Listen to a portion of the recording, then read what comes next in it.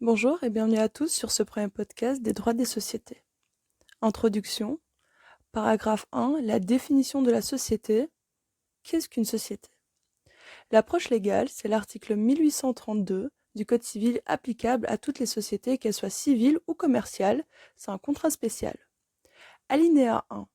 La société est instituée par deux ou plusieurs personnes qui conviennent par un contrat d'affecter à une entreprise commune des biens ou encore leur industrie entendue au sens latin du terme.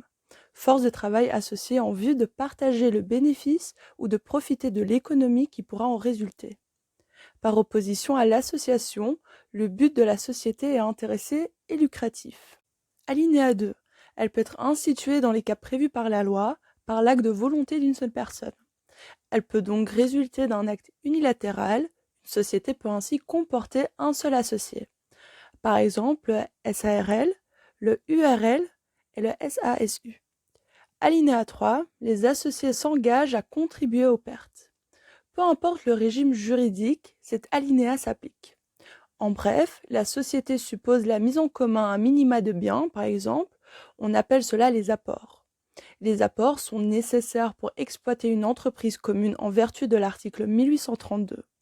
L'entreprise commune poursuit un but lucratif, la réalisation de bénéfices devant aboutir à un partage, tout du moins à réaliser des économies. En contrepartie, les associés s'engagent à contribuer aux pertes. Aucune clause contractuelle ne saurait méconnaître l'alinéa 3. Le contrat de société donne la personnalité juridique à la société, à partir du moment où elle est immatriculée au registre du commerce et des sociétés, au RCS, ce qui a pour conséquence de donner naissance à un être moral nouveau. La société naît d'un contrat d'associés, sauf exception pour les sociétés unipersonnelles. La société immatriculée au registre est dotée de la personnalité juridique et la quasi-totalité des sociétés sont immatriculées au registre du commerce et des sociétés. Si elle ne l'était pas, alors il s'agirait d'une société créée de fait ou en participation. La société créée de fait est une société qui s'ignore dans le sens où les associés ne savent pas qu'ils sont en société, mais qui remplit les conditions et critères de l'article 1832 du Code civil. La société en participation, c'est l'inverse. Les associés ont conscience d'agir en constituant une société, mais souhaitent rester discrets et ne veulent volontairement pas s'immatriculer. Ils se privent donc du bénéfice de la personnalité juridique. À l'inverse de la situation précédente, la société est voulue. À part ces deux types de sociétés, toutes les sociétés sont en principe immatriculées. Elles bénéficient de la personnalité juridique et deviennent un sujet de droit nouveau, sauf qu'elles sont des personnes morales. La société est dotée d'un patrimoine qui lui est propre via les apports, numéraires, biens meubles ou immeubles, consentis par les associés. L'article 1832 est trompeur car le patrimoine propre de l'entreprise commune est à la société elle-même, et les dirigeants de la société dirigeront la société dans son intérêt. La société a un intérêt propre distinct de celui des associés. On parle d'intérêt social. L'intérêt social est une notion cardinale en droit des sociétés. La Cour de cassation et les juridictions du fond ne cessent de le rappeler. Une société doit être gérée dans son intérêt social propre. Il ne cesse d'y avoir des arrêts engageant la responsabilité de dirigeants agissant à l'encontre de l'intérêt social. Désormais, depuis la loi Pacte du 22 mai 2019, qui est venue le dire expressément dans un texte important, l'article 1833 du Code civil, suivant 1832, dans un alinéa second. Les sociétés sont gérées dans leurs intérêts sociaux en considération des enjeux sociaux et environnementaux de leurs activités. Ces enjeux doivent guider l'action des associés, la loi le répète au texte de l'article L. 225-5 du Code de commerce concernant la société anonyme. Une société est donc une personne morale dotée d'un patrimoine propre, d'un intérêt propre qui guide l'action des associés. Le droit applicable d'une société en commandite par action est celui de la société anonyme. Cette personne morale, en vue de sa personnalité juridique, sera amenée à jouer un rôle économique. Une société peut porter sur une infinité d'objets. La société Enedis a précisément pour but l'exploitation de ses sources énergétiques. Enfin, elle doit se doter d'un objet. En droit des sociétés, on parle d'objet social qui définit le type d'activité que la société va exercer, correspond à l'objet statuaire, écrit dans les statuts généralement à l'article 2. La société est née en principe d'un contrat, oui, mais curieux contrat, puisque ce contrat donne naissance à une personne morale, juridique nouvelle, distincte des personnes à l'origine de la société. Certains auteurs disent que la société est moins un contrat qu'une véritable institution dotée de la personnalité juridique. Dans la société, le plus souvent, les règles qui président à sa constitution, à sa dissolution éventuelle, sont assez fréquemment d'ordre public, société anonyme. Sauf dans certaines sociétés, comme société civile, en commandite simple, la société par action simplifiée. Dans la SARL, la société anonyme, ou dans la société en commandite par action, la messe est dite par la loi, et non comme dans le SAS, où le contrat régit quasiment tout. Ainsi, en entrant dans une société où la loi fait la messe, on perd la liberté de l'organisation interne et des règles qui président son fonctionnement. De là découle l'idée, pour certains auteurs, qu'une de ces sociétés s'apparente davantage à une institution qu'à un contrat. Donc en principe, la société est un contrat. L'alinéa second de l'article 1832, lorsque la loi le permet, acte unilatéral. Donc la société a un contrat, une personnalité juridique, mais aussi peut se constituer via un acte unilatéral. Une manifestation unilatérale de volonté peut donner lieu à une personnalité juridique. Pour le coup, l'alinéa second défie un peu l'alinéa premier, puisque la société peut se créer unilatéralement, on ne s'associe pas, on ne fait pas non plus de contrat seul. L'idée de l'alinéa 3 de l'article 1832 concernant la contribution aux pertes ne fonctionne pas non plus dans le cas d'une société unipersonnelle, puisque la contribution est unique. En 1985, l'EURL, L223.1 du Code de commerce, une SARL soumise au même régime mais avec des règles spécifiques. En 1999, société par action simplifiée unipersonnelle dans la continuité de la société par action simplifiée créée en 1994. La SAS est avant tout une société par action, et c'est curieux puisque le droit les régissait le plus possible avant la création de la SAS. Avant, c'était la SA ou encore la SCA. Évidemment, comme dans une SAS, on peut l'organiser comme on veut, mode de gouvernance, compétences. La SAS connaît donc en 1994 un succès et seulement 5 ans plus tard fut créée la SASU. La SASU va évidemment concurrencer sévèrement l'URL, puisque présentant des avantages dont l'URL est privée. Apparaissent des groupes de sociétés, des sociétés mères, les holdings. Après la création de la SASU, les sociétés mères feront péricliter les SA en SASU afin de changer librement leur statut. Enfin, la société européenne, c'est une forme de SA, accédant à une liberté de circulation relative au sein de l'Union européenne. Elle peut transférer son siège social dans un autre État membre de l'Union européenne par la majorité, alors que les autres sociétés par action ne peuvent ambitionner de déplacer leur siège social à l'unanimité seulement. Par l'unanimité seulement, car la loi applicable à la société sera modifiée par la localisation de son siège social. Si changement du régime légal il y a, chaque société doit y consentir, changement également au niveau fiscal. Au total, on finit par s'y perdre, un peu puisque la société est formée par un contrat. La grande majorité ont la personnalité juridique, mais certaines se créent par manifestation de volonté. Donc, on peut se demander si la société ne devient pas une technique juridique d'organisation de l'entreprise, comme disait Jean de Beurmuseau. Selon lui, la société ne serait pas qu'un contrat, mais une technique juridique permettant d'exploiter l'entreprise qui est son objet social. Ce qui est vrai pour la SA, on se demande si ça ne le serait pas pour toutes les sociétés. Concernant les SA, le droit offre des règles de fonctionnement de la société, la loi produit des règles destinées à protéger les intérêts des associés. C'est un instrument de technique juridique protégeant les dirigeants, les intérêts des investisseurs, pour gérer au quotidien la société en question. Société contrat, société institution, société technique juridique. L'impression est que les parlementaires confondent l'entreprise qui est l'activité sous-jacente à la société, alors que la société est l'habillage juridique. Quatrième et dernière observation des différences importantes entre les sociétés, cela concerne le régime juridique de responsabilité des sociétés. À cet égard, le droit des sociétés oppose deux grandes catégories. Les sociétés qui accrochent à ses associés la responsabilité à hauteur de leur contribution, on parle de sociétés à responsabilité limitée, ce sont les sociétés de capitaux comme le SARL, la SA, L225A et suivant du Code de commerce, la société en commandite par action L226-1 et suivant du Code de commerce article 10 sous réserve des dispositions particulières, même régime que la SA, et la SAS L227-1, même régime que SA, sauf L225-17 à L225-126. Toutes ces sociétés de capitaux accèdent à un régime de responsabilité à hauteur de l'apport de ses associés. En réalité, ce n'est pas une responsabilité car ce terme ne signifie pas réparation. Par exemple, apport de 1 000 € auprès d'une SAS, le risque est de perdre ces 1 000 € si la société finit en liquidation judiciaire, en faillite. Dans les sociétés de personnes civiles en commandite simple, leur responsabilité n'est pas limitée à leur apport car ils répondront indéfiniment de toutes les pertes de leur société, et ce indéfiniment sur leur patrimoine personnel.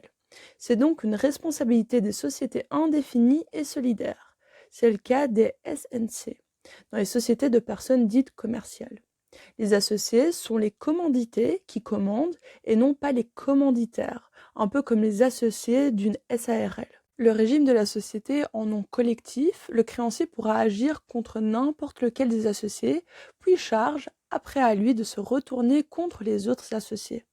Dans la société civile, c'est un peu différent, puisque les associés ne sont pas responsables solidairement, mais conjointement, et indéfinis, c'est-à-dire à hauteur de ses dettes. Le créancier devra donc diviser ses poursuites. C'est ce qui explique donc le succès des sociétés de capitaux. Quelques statistiques à propos des sociétés constituées en France. Il y en a plus de 4 millions. 50% des sociétés sont des sociétés à responsabilité limitée, création allemande importée en France en 1927. En deuxième position, les sociétés civiles qui ont un statut de droit commun et au-delà de ce statut certaines ont un statut particulier de droit spécial et ce sont elles qui sont nombreuses comme les sociétés civiles professionnelles, médecins, avocats, huissiers de justice. Les régimes se ressemblent mais ont des particularités. À côté de ces SCP, il existe beaucoup en France de SCI. Souvent, la SCI loue l'immeuble à la société commerciale et les loyers déclarés en loyer foncier sont peu imposés. En troisième position, on a trouvé pendant longtemps les SA soumises à un régime juridique contraignant et se sont donc faites doubler par les SAS car moins contraignantes et grignotent même du terrain aux sociétés responsabilité limitée. Les sociétés par action sont bien plus développées que les SARL et du fait que les SAS sont soumises à la liberté contractuelle, elles sont préférées aux sociétés anonymes. En quatrième position, on trouve aujourd'hui les sociétés anonymes, comme si l'on renouait avec l'idée que la SA est plutôt faite pour les grandes, très grandes, voire des sociétés cotées.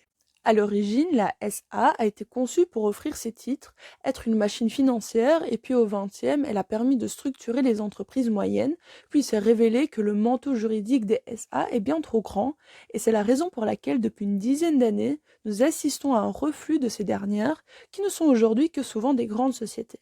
La SAS, elle est interdite à cotation car son fonctionnement est illisible de l'extérieur, alors qu'avec une SA, tous les marchés financiers savent exactement comment elle fonctionne. Puis le reste est marginal, comme les sociétés en nom collectif, en commandite simple, peu créées car trop complexes, puis il y a les groupements d'intérêt collectifs. On trouve aujourd'hui des SE des sociétés européennes. En 2011, il n'y en avait que 14 localisés en France, mais leur nombre augmente aujourd'hui substantiellement, peut-être pour se donner une image internationale, mais aussi que ces dernières accèdent à une meilleure libre circulation. Paragraphe 2. Deuxième approche de la définition de la société. Cette deuxième approche n'est pas plus complexe que la première, mais il s'agit d'avoir un autre angle que le premier. L'article 1832 prévoyant que la société est instituée par deux ou plusieurs personnes. La loi du 11 juillet 1985 instituant l'ERUL, acte de volonté d'une seule personne. Alinéa 3, les associés s'engagent à contribuer aux pertes. Donc tous les éléments constitutifs d'une société sont des apports qui constitueront le capital social à l'exception de l'apport en industrie, donc on ne comptera que les apports en numéraire et en nature consentis par les associés fondateurs. Bien évidemment, ce capital social pourra être modifié par la suite. Au départ, le capital social est la somme des apports. Ce capital social constitue le gage intangible des créanciers de la société. En réalité, c'est faux, car c'est plutôt l'actif net, ou encore les capitaux propres, qui constituent le vrai gage des créanciers. Le gage est l'actif saisissable, bien évidemment, donc les capitaux propres. La vocation des associés comme pour des mariés. Les associés ont une vocation d'abord aux bénéfices réalisés par la société. La société est en principe là pour réaliser des bénéfices, c'est la carotte, et le bâton est le dernier alinéa de l'article 1832, c'est-à-dire la contribution aux pertes. Il faut sans exception que chaque associé contribue aux pertes et que tous aient vocation aux bénéfices. Troisième élément caractéristique du droit des sociétés, l'affectio societatis. Les associés doivent avoir l'AS, la volonté de collaborer ensemble et sur un pied d'égalité, au succès de l'entreprise commune. Définition qu'a donnée la Cour d'appel de Paris. On se demandera si cette appellation est encore utile en droit des sociétés. C'est un élément souvent vain dans les SA, mais moins dans les sociétés de fait où le juge ira scruter l'état d'esprit des personnes afin de la caractériser ou pas. Il y a deux idées. La société est un groupement de personnes instituées par contrat. L'idée est vraie sans doute dans certaines hypothèses et moins dans d'autres. Les sociétés unipersonnelles. Bien que fausse dans l'absolu, cette idée doit être préservée intellectuellement car c'est la règle du principe. Un groupement de personnes, physiques ou morales. Car en effet, une société peut être associée d'une autre société. Et dès qu'elle franchit le seuil des 50% de l'Assemblée générale, on dit que la première contrôle la seconde. Article L 233.3 du Code de commerce à apprendre par cœur qui définit ce qu'il convient de comprendre par contrôle d'une société. La première sera dite société mère et l'autre société fille. Et si cette même société fille contrôle une autre société, la troisième société sera une sous-filiale. Il aide des sociétés de sociétés, c'est-à-dire des filiales communes à d'autres sociétés. Groupement de personnes physiques ou morales, donc au sens de l'article 1832, alinéa 1er du Code civil. Aujourd'hui, cette règle de principe appelle deux grandes séries d'exceptions. Alinéa 2 de l'article 1832. Une société peut être instituée par un acte unilatéral de volonté. SU, SASU, ou encore SE instituée par acte unilatéral. Donc, pas les autres. SA, société en commandite simple, car la loi ne l'a pas permis et donc doivent être des sociétés pluripersonnelles. À l'époque, il en fallait 7. Il en faut maintenant un minima 2, avec un maximum de 100 dans la société à responsabilité limitée. Mais un associé pourra manger les autres associés durant la vie de la société si toutes les parts, actions du capital, se retrouvent entre les mains d'une seule personne, qui devient l'associé unique d'une société qui doit être pluripersonnelle. La loi laisse un an à l'associé devenu irrégulièrement unique pour régulariser sa situation. La loi voit nous dire à l'article 1844.5 du Code civil, si au terme de cette année la situation n'a pas été régularisée, tout intéressé peut demander en justice la dissolution de la société. Mais comment la régulariser ? Il faut rouvrir le capital social en rouvrant une partie des actions ou alors transformer en société unipersonnelle, sauf dans le cas où c'est une SAS, SE ou SARL, où il n'y aura pas besoin de régulariser car cela pourra se faire de manière interne. Cela ne veut pas dire que dans les SA, il n'y a aucune liberté, car il existe des pactes d'associés qui régissent plusieurs cas, comme les clauses de sortie forcée, d'entrée, et c'est là que la liberté contractuelle s'exprime. Au-delà de ces observations, l'idée de contrat est assez mise à mal aujourd'hui. Également, l'idée de contrat est ridicule dans le cas où une personne dispose de 10 actions d'une société cotée, il est actionnaire mais tellement minoritaire que l'idée de contrat est ténue. La poursuite d'un but lucratif. La société, qu'elle soit unipersonnelle ou pluripersonnelle, est un contrat qui a évolué en 3 étapes. Premier temps, recherche du but lucratif pur et dur. Second temps, recherche d'un but lucratif, recherche d'économie. Troisième étape, loi pacte. Le législateur a autorisé à instituer dans les statuts de société une raison d'être, alors que beaucoup pensaient que la recherche était exclusivement pécuniaire. La recherche de bénéfices. L'article 1832 du Code civil de 1804 était plus sobre. Réalisation et partage de bénéfices et non pas réalisation d'économie. Définition claire, donc, mais que sont les bénéfices au sens de l'article ? La question est d'une importance pratique considérable car définissant le champ d'action des sociétés. La Cour de cassation trancha la question. Cassation, Chambre réunie, 1914, Caisse rurale de Manigot.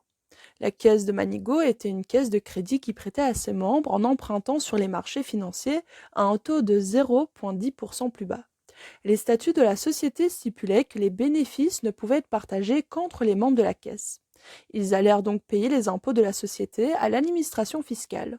L'administration fiscale appliquait les frais d'enregistrement d'une société, alors que la Caisse rurale de Manigot estimait que cette caisse est une association et non pas une société. La Cour de cassation estima que les dirigeants avaient raison. Le gain pécuniaire ou matériel qui ajoute quelque chose à la fortune des membres du groupement. C'est la définition du bénéfice. La distinction entre société et association est claire. Pour un économiste, le critère est retenu par la Cour de cassation est mauvais car en faisant des économies, on dépense moins et donc on accumule plus. Le droit s'incline donc pour la loi du 4 janvier 1978 en modifiant l'article 1832, la réalisation d'économies. La recherche de bénéfices ou la réalisation de simples économies. C'est un critère ajouté donc en 1978, c'est une nouvelle définition du but social donc. Autrement dit, si l'arrêt Caisse rurale de Manigot était rendu aujourd'hui, ça aurait été une société, car permettant de faire des économies à ses membres. Les sociétés civiles de moyens permettent de faire des économies, par exemple, car permettent de mettre en commun des moyens comme des locaux, des biens. Voilà la frontière et la distinction entre société et association qui se déplacent. Pour les associations, le but est désintéressé et pour la société, le but est intéressé. À ceci près que des associations peuvent réaliser des bénéfices au sens concret, c'est-à-dire d'enrichir les membres, mais ce but doit être accessoire. Le but doit être principalement désintéressé. Plus fondamentalement, les associations peuvent réaliser des actes de commerce. Le droit positif leur dénie le statut du commerçant et quand bien même elles auraient un fonds de commerce, elle ne pourra prétendre au droit au renouvellement de son bail car ces droits-là sont en principe réservés à un commerçant. Les associations peuvent réaliser des actions commerciales sans avoir la possibilité de s'immatriculer au registre du commerce et des sociétés et donc d'être commerçants. L'arrêt de la Chambre commerciale 1er mars 1994 impossibilité de pratiquer la location-gérance. L'arrêt commercial du 19 janvier 1988 impossibilité de renouveler le bail. L'association dégage une marge bénéficiaire sur laquelle elle est imposée fiscalement, de sorte que l'administration fiscale imposera le bénéfice comme si elle était une société. Droit d'enregistrement et plus-value, fusil à deux coups. Le droit des sociétés se demande si le bénéfice est directement ou non partagé entre les membres du groupement, en application à l'article 1832 du Code civil, lequel impose le partage du bénéfice entre les associés dans un but lucratif. Les sociétaires sont les membres d'une association, les associés sont ceux d'une société. La loi Pacte, une raison d'être. La loi Pacte du 22 mai 2019 a autorisé les sociétés à insérer dans leur statut une raison d'être qui peut être différente du but lucratif. C'est la réforme des articles 1832 et 1835 du Code civil. La réforme article de 1833. La loi Pacte ajoute un alinéa de l'article 1833 du Code civil dont l'alinéa 1 est le suivant. Objet licite et les sociétés sont constituées dans l'intérêt commun des associés. La société doit être gérée dans son intérêt social en prenant en considération les enjeux sociaux et environnementaux de son activité. Alinéa 2. Cela donne à la société une dimension sociétale et environnementale. Le rapport au président de la République explicite l'idée que l'intérêt social de la société est différent de l'intérêt des associés. Il y a donc une forme de contradiction entre les deux alinéas, ou plutôt il y a l'idée que l'intérêt de la société comprend l'intérêt des associés. On inclut désormais une dimension de progrès environnemental et social dans l'intérêt de la société. Il est intéressant aussi de préciser que cet alinéa 2 prévaut essentiellement pour les grandes entreprises. On imagine mal l'application d'une telle disposition pour une boulangerie par exemple. Article 1844, 10 du Code civil, la nullité de la société ne peut résulter que de la violation des dispositions de l'article 1832 et du premier alinéa des articles 1832.1 et 1833, ou de l'une des clauses de nullité des contrats en général. Toute clause statutaire contraire à une disposition impérative du présent titre, dont la violation n'est pas sanctionnée par la nullité de la société, est réputée non écrite. La nullité des actes ou délibérations des organes de la société ne peut résulter que de la violation d'une disposition impérative du présent titre, à l'exception du dernier alinéa de l'article 1833 ou de l'une des causes de nullité des contrats en général. Article L. 235.1 Code du commerce.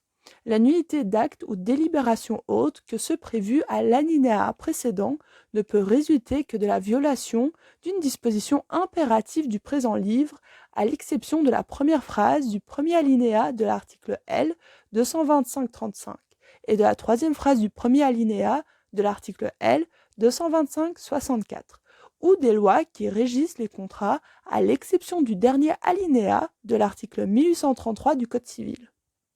L'article 1833, alinéa 2, est-il une disposition impérative?